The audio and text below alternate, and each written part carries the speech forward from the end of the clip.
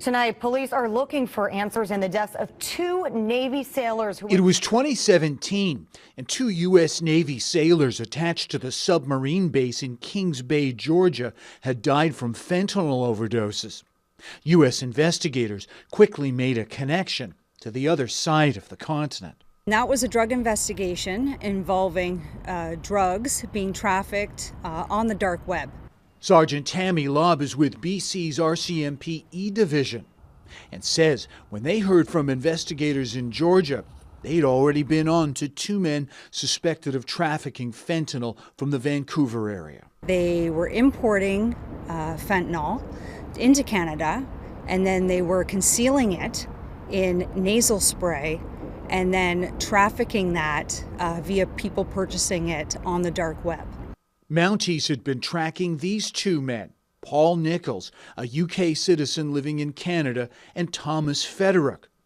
These surveillance shots allegedly show the two men sending off the fentanyl shipments through Canada Post.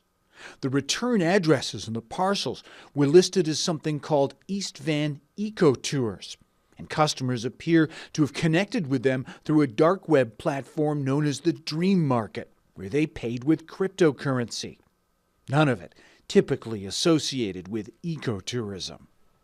This was a real breakthrough in terms of what our investigators were able to do. Because the deaths happened in Georgia, the RCMP turned the case over to the U.S. authorities.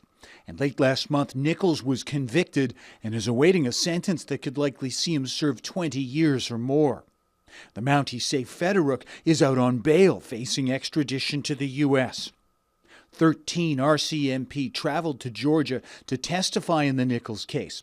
Their work, no doubt critical in getting the conviction. Through meticulous police work that involved cryptocurrency analysis, covert operation, and hours of old-fashioned surveillance work. Paul Johnson, Global News.